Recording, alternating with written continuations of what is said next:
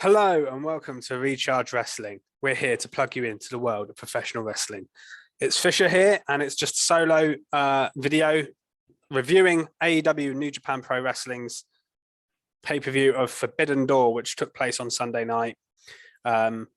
Just a one-man show because time constraints, people trying to watch all 4 hours of it. It was a very long show. I watched the show yesterday and I thought I'd record it today after sort of thinking about the show and everything, and now I'll come back to review it. Like I said, it was a very long show, but it was a very good show. I'll talk about my overall thoughts at the end, but I'll go through everything that happened chronologically. Follow us on Twitter. I'll do the plugs at the start of the video. Follow us on Twitter at Recharge Wrestling. Like and subscribe. Like this video if you haven't already. Subscribe if you haven't already. We want to get that subscriber base keep rising. It's been going up, but we want to keep it going. And yeah, so that's all good. And so yes, let's talk about the show itself. Started off, the buy-in had 4 matches on it. 3 of them announced, and then 1 sort of added at the last minute. You had QT Marshall and what's his name? Aaron Solo versus Hiroshi Goto and Yoshihashi. That match was okay. I'm not going to say too much about the pre-show matches because they were basically filler to sort of get some people on the card, really. QT Marshall got a chant, which never happens normally. He is a good, to be fair to him, he's a good worker and he's good at getting other people over. And New Japan got the first sort of win of the night here. So that was one for them. They didn't get too much on this show, I would say, overall. AEW certainly, I think, got the better of the night in terms of the showing, but they got one here. And the second match was an all AEW match, really, although Lance Archer does wrestle in New Japan sometimes as well. Lance Archer versus Nick Comoroto, 2 big men having a match, both showing their power here. Lance Archer won clean with his finisher, and it's good to see him getting a match because he doesn't do too much, and I want to see more of him. Obviously, he had that match with Hangman a while back, but since then he's been very quiet. I think this match was there to advertise him for the G1, in which he's taken part in New Japan. So this kind of showed, it was a showcase for him before that tournament happens. Which is a good idea in a way. I just wish it had a bit of build or even promoted as happening. Then you had El Desperado and Kanemaru versus Keith Lee and Isaiah Swerve Scott, his WWE name, Swerve Strickland. I thought I didn't know anything about the New Japan guys here, but they look good in here. But I also love watching Keith Lee wrestle, and him using Kanemaru as a weapon was really cool. But when Desperado and Swerve are wrestling, it was really interesting. They did a nice double submission, which Keith Lee then broke out with his power. There was a cool spot where Kanemaru drank some whiskey and then did a mist into Keith Lee's eyes, spitting into his eyes, nearly got a roll up near fall from that. And it ended up with Swerve doing a stomp onto the outside from the apron, and then Keith hitting his big finisher. And then we got an angle afterwards with Hobbs and Starks continuing that feud, which has been going on for a little while now. I want to see it to come to a conclusion, to be honest. But at least it gave them something to do on the card. Then we got the New Japan Dojo team versus the team of Max Caster and the Gun Club. Max Caster obviously doing his rap beforehand. People love the Acclaimed and Gun Club entrance. I personally am a bit bored of them doing the same joke of being in the wrong town. It's been done before, and I don't think it's funny. To be honest, I just think it's a bit lame. But I love the Max Caster stuff, as long as it's done. He's had some where he's gone a bit too far, or he said something he shouldn't have. But generally, it's a good gimmick, isn't it?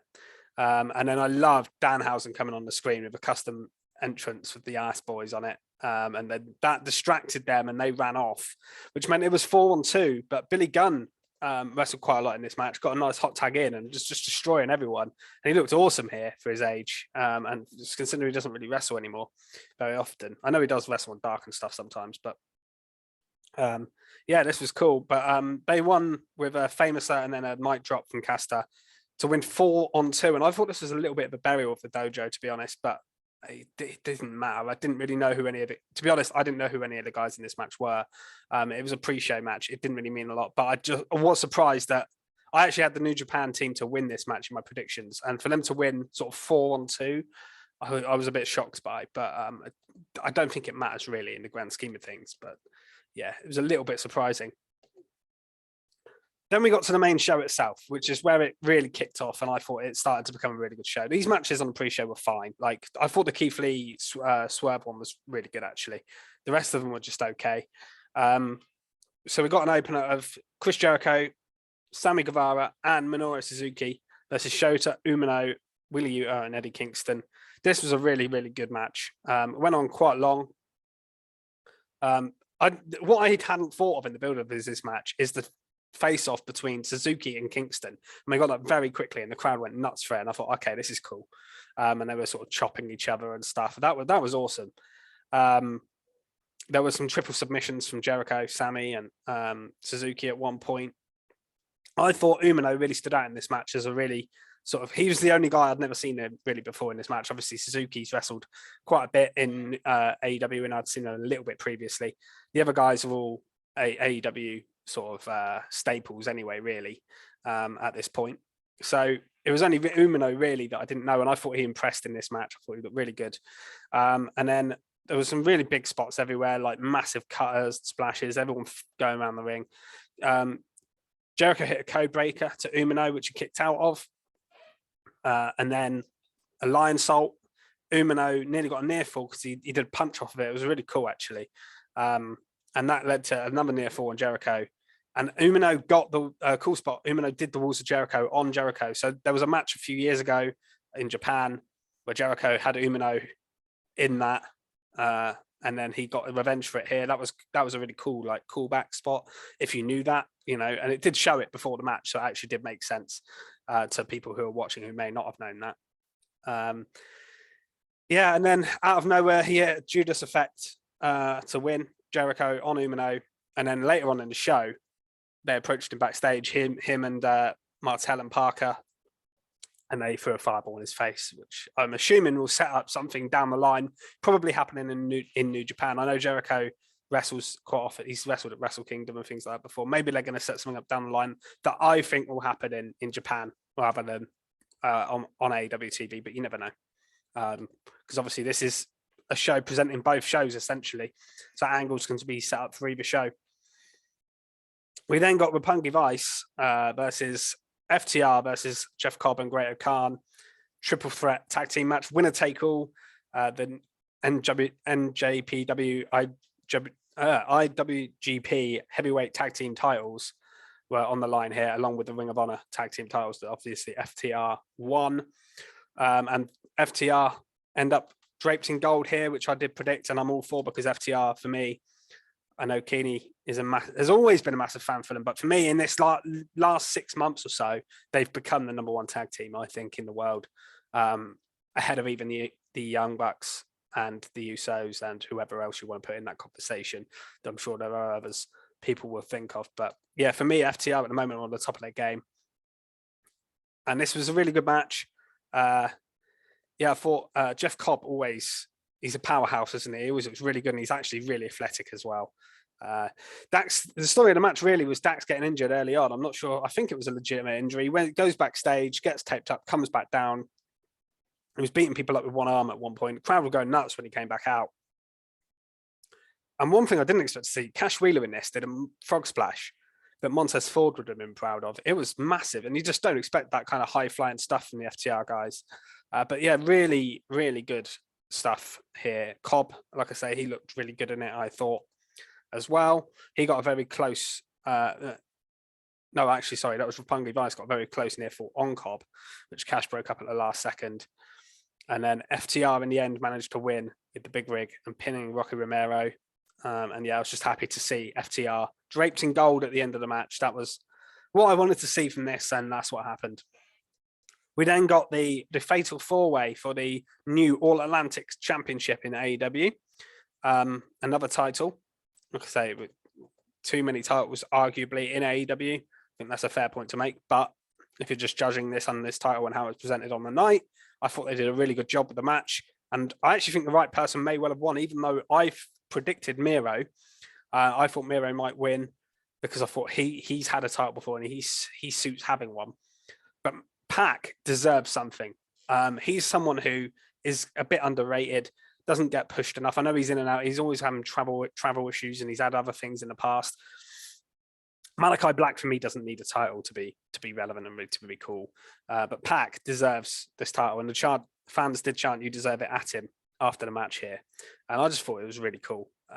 This match, and like I say, Pac winning.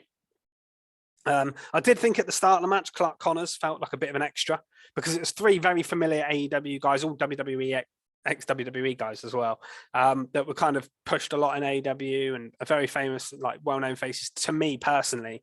And Clark Connors kind of filled in for Tomohiro Ishii, who pulled out for injury because Ishii was meant to be in this match. And I think if it was Ishii, you'd have think, oh, okay, he's on their level. But Connors at the start felt like a real underdog and a bit of an outsider here. And the commentators even mentioned that he's a real outsider. But the crowd got into him, and he won me over in this match in the end with some really good spots. A spear through the table on the outside that was really, really cool. There was a nice little face-off between Miro and Malachi Black at one point. But yeah, I thought Clark Connors looked really good in the match in the end. Miro had the game over, and at one point on Pac, I thought he was going to tap at that stage. He made it to the ropes. Malachi Black hit the mist to the eyes then, and had Connors in a hold. Black put Connors in a hold after that mist. Pac did the black arrow from the top onto Pac, and then Pac hit his I put the black arrow onto Malachi Black, and then his submission onto Connors, who tapped instantly. But yeah, cool moment for Pac, like I said, to go and win a championship finally in AEW. It's been a while since we've seen him have a championship anywhere, really. So that was cool. Then we got the Bullet Club versus Dudes with Attitudes, which was changed to a 6-man tag team match. Hikuleo on the outside due to another injury. The show was a little bit cursed in the build-up with injuries and things like that. Matches seem to change a lot. One thing that was really cool here was Sting. I thought Sting, even, they got all these guys in there, and it's 60-year-old Sting, whatever he is, was the star of the show again. So over still. His entrance was awesome. He dived off the stage onto everybody as well. And he was great in the match when he got his hot tag. And he was just really cool in the match. I thought Shingo Takagi looked awesome in this match as well, who I didn't know too much about. Hikuleo was being a nuisance on the outside. There was a low blow to Sting at one point behind the Rev's back, and then El Phantasmo nearly got a near fall shortly after that. They were doing dives on the outside, and Sting teased doing one, but he got triple super kicked. Takagi then got a near fall on Phantasmo, and then Shingo Takagi did hit his finisher. Darby and Sting stopped the Young Bucks from getting in the ring, and he won. I got this one wrong, but Dudes with Attitudes won here against the Bullet Club. Young Bucks weren't too involved in this. I felt like they didn't take the pin either. So even though they've just won the tag team titles, they got a loss, but it wasn't really their loss. It felt like this really was the falls happened between sort of the New Japan wrestlers here, which was fine. Then we got Toni Storm versus Thunder Rosa, which was there had to be a women's match on the card because it would be wrong if there wasn't. This day and age, there should be more than one women's match on every card.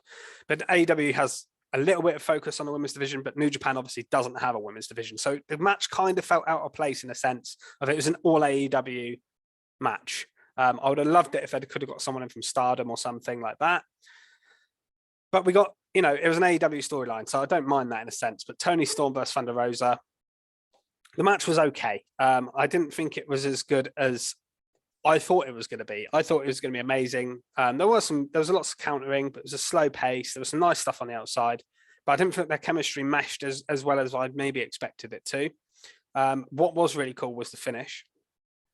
So earlier on, Thunder Driver onto Toni, and she kicked out, and I thought, well, that's Rosa's sort of big move. If she retains, which I fully expected her to, how's she going to do it? but she hit Dustin Rhodes's sort of spinning brainbustery type move to win the match later on, which was a really cool finish, I thought. So it did have a really nice finish, but yeah, it felt like they almost didn't, it was there because they had to do a women's match, unfortunately. And I think that both of them deserved a little bit better than that. The match was good, but yeah, I don't know. This build was mostly been around, obviously, all the AEW versus New Japan feuds, and this wasn't one of those. Then what came next was, for me, my favorite match of the night, and that was Orange Cassidy versus Will Ospreay. This was awesome. A proper great match. They mentioned at the start, the commentary, that this was a real contrast in styles, and it showed here. But Ospreay's just mad athletic skill. I've seen a bit of him here and there, and he just impressed so much here. I thought it was awesome. There was a lovely spinning backbreaker. I loved it when he put his middle finger up after putting his hands in his pockets and stuff as well. Orange doing his usual sort of little kicks and stuff to add some comedy to the match, but it also had some great wrestling, and that's what I think over delivered here. Particularly Orange Cassidy, he is, because of his style, you don't think of him as being great in the ring, but he is genuinely really great in the ring. And this ended up being a brilliant singles match. And to be honest, this was only I think the women's match was the first singles match on the card. There was a lot of tag team or multi-man matches. So that women's match, and then you had this as a sort of first men's one-on-one match, and it felt sort of really different because of that. But yeah, there was some really good stuff in there. Orange did his sort of stun dog millionaire thing, and the Michinoku driver got a near fall from that. Loads and loads of kickouts here from both guys. It was crazy. There was one bit where Orange played injured, and that was really cool. But Ospreay did like some mad moonsaults and twists, like 3 or 4 of them in a row. So crazy athleticism and skill really from him. But yeah, this was an awesome match. Like I say, so many kickouts, and in the end, there was an awesome bit where the Stormbreaker was counted into a run, and that got 2 count. And then in the end, he did hit the Stormbreaker to win. Ospreay did, and then afterwards we got a bit of a beat down. Roppongi Vice come out to try and even the odds, but they'd already had a match, which I'm glad they sold on him, and they just come out and even the odds and beat them up, because so they'd been in a match earlier in the night. They got beaten up quite easily by Aussie Open, but then Shibata came out, and that got a massive reaction. And he went after Ospreay. I thought he looked really cool doing so, and that looks like, again, that's probably setting up something down the line for the United States title in New Japan. So that will be something to look out for if you're a New Japan fan, I think. So yeah, what I liked about this show is it did deliver stuff for both shows to watch going forward, I think, which is quite nice. Then we got Zack Sabre Jr. versus the new member of the Blackpool Combat Club. Just a quick drink of water. Talking a lot. And as expected, well, from me anyway, I said it was going to be Claudio Castagnoli, formerly known, of course, as Cesaro. And yeah, his new music, I don't know if his old music before WWE, but it was cool anyway. I liked it, whatever it was. But yeah, he came out to a massive reaction. I think Cesaro is one of those people that's just so popular, so well respected. And this is one of those signings where, like, sometimes we criticize, especially on this channel, we criticize AEW maybe for bringing in too many people and not concentrating on the guys they got. I think Cesaro or Claudio is an absolute no-brainer signing, though. He fits perfectly into AEW. He's got a spot there for him in the Blackpool Combat Club. It makes sense. It's not like you're throwing him in and go, okay, now what? He's going to be in that going forward for a long time. And for me, him and AEW are the perfect fit. There's no doubt about that. So sometimes if a talent's available, they're too good not to bring in, and he's one of those. And the crowd reaction as well tells you that. He's such a great wrestler, and obviously very well known from WWE, which helps as well in terms of popularity and getting people that don't always watch the shows, bringing them in on a pay-per-view. We'll see that. And he was just awesome here.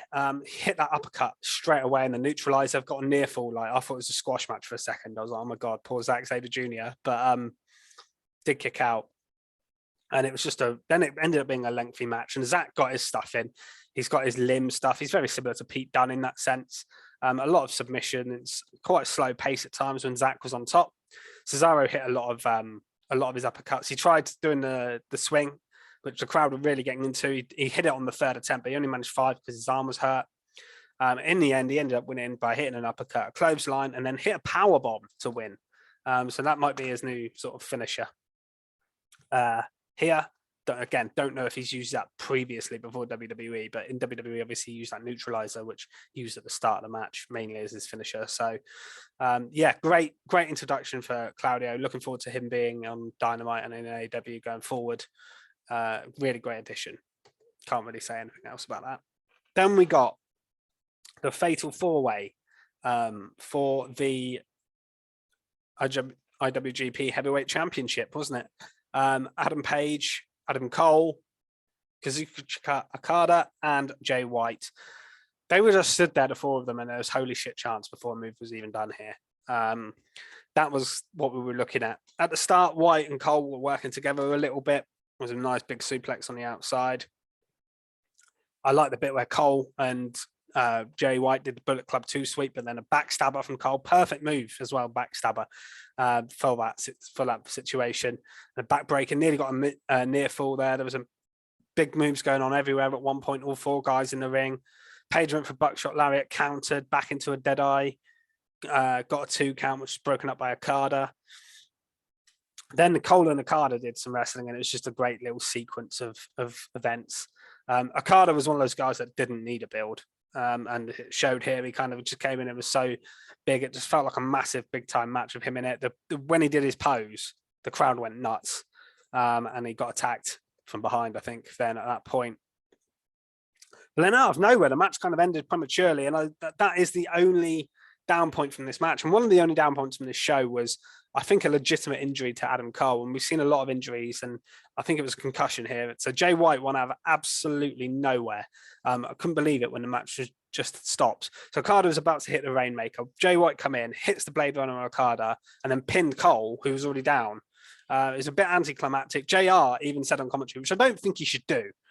That was very anticlimactic. You don't say that about the end of your own match. You try and hype it up as if that was meant to happen. But yeah, I think the match had been cut short. That was my only slight criticism. The match before that was really, really great and enjoyable, but I think they had to cut it short because of Adam Cole being concussed. The rest of the Undisputed Elite come down. There were some doctors seeing to Cole. So yeah, I'm not sure what's happened there going forward. That was slightly disappointed to end it there. I think we could have got another few minutes of great wrestling out of it if that hadn't happened, I think. And then we got the main event of Jon Moxley versus Hiroshi Tanahashi. Started quite slow, but then picked up. Mox hit a Uranagi through the table on the outside. He was busted open at one point very quickly. He was bleeding all over the ring after that. And then Tanahashi was kind of diving all over the place. Big dive to the outside, one into the crossbody into the ring. And then there was a spot where he hit some really cool suplexes, but Mox turned around and hit a paradigm shift, get a near fall. I love the 2 count from the splash when then countered into the Bulldog choke by Mox. That was really, really good. And then at one point he had a long sleep hold on him as well, and it looked like he was going to pass out Tanahashi, but he didn't. There was a lot of good wrestling in here. It was a slower pace, different type match to some of the others, but it was really good. Blood everywhere, like I said. And then Mox out of nowhere kind of just hit a paradigm shift and won, and rightfully I think is the interim champion. So that leaves him now going forward. Will he keep that until CM Punk returns, and then you'll get a match between the two, which I think would be great if they do that. So yeah, looking forward to that, no doubt. Down the line, if that happens, it could be a while away yet, but I think Mox is the right choice. I'm glad he's the interim champion, not just against Tanahashi. I think he's the right choice out of all the AEW wrestlers. To be honest, he's just such a sort of reliable champion to put on it, especially with people like Omega missing, Bryan injured, Punk obviously out, which is why this is happening. You know, he seems a very sensible choice, I think, to be the interim champion going forward, and I think you can get good stories and good matches going out of that. And then they ended with a brawl to set up Blood and Guts, which is obviously on Wednesday. A little bit predictable because we've been seeing that every week on Dynamite, and it was the end of the pay-per-view. I thought we were going to get, and Keeney said this to me when he was watching, because he watched it after me, and he was messaging sort of what was happening. And he goes, I think Kenny might return here. And I thought the same thing was going to happen. I thought we were going to get the big brawl, and then the big moment was going to come, and Kenny was going to interfere, but it didn't happen. Claudio came back out though. That was sort of the big spot here. They're all brawling and Claudio come out, hit more uppercuts and stuff. And yeah, it was a brawl between the two guys. He did more swings, Claudio. And yeah, it was just a big brawl between the two teams to set up the Blood and Guts match, which had already been set up anyway. But yeah, just to add to that and get you hyped for Wednesday, I guess. But yeah, that's the show. And overall, like I say, it was definitely one of the best pay-per-views this year across all companies. The build is one of those ones where the build I don't think was that great, but the pay-per-view over-delivered and was as good as it said. There wasn't a match on the card where I was like, oh, this was a bad match. There were a couple where you thought, oh, maybe you could cut this out. It didn't need to be there. As always with AEW shows, because they're so long. And I prefer pay-per-views being 3 hours or 2.5. Like takeovers used to be, like a lot of WWE main roster ones are. That length for me is the sweet spot, which is why I'm glad they put WrestleMania over 2 nights now, because you get 3 hours one night, 3 hours the next, or 3.5 or something. Yes, it was a bit long, but I have to say every match was good. Everything delivered. And a lot of the guys I didn't know, I do know more about, and I'm become more of a fan of looking forward. It might even get me to check out some New Japan stuff more, because I've watched a bit in the past, right? But I'm not a big New Japan person, purely because there's not enough time in the day. We all got jobs, we've all got stuff to do, families, etc. So it's hard to watch all WWE, all AEW, all New Japan, all Impact, all this, and this. I know a lot of people do it. I don't know how they find the time. I haven't got that time. So I have to select what I watch, and WWE's always been my mainstay. AEW came about 3 years ago or whatever. That became a mainstay, and then everything else I'll pocket and watch bits and pieces of if I get the time. But yeah, this definitely got me more into New Japan. I learned a lot more about them, and it's got me looking forward to AEW Blood and Guts going forward with the addition of Claudio. So yeah, really good pay-per-view. And I would say a 9 out of 10. It would have been a 10 out of 10 if it was a little bit shorter. There wasn't an injury to Adam Cole, and the main event was maybe slightly like a 5-star match main event. Then it would be like a perfect show. But yeah, it wasn't perfect. No show is, but very, very good show. I've been Fisher. Like I said at the start, like and subscribe. Check out our other videos, my GM modes, podcasts, everything going on our channel. Follow us on Twitter @MeChargeWrestle, and I'll see you next time. Goodbye.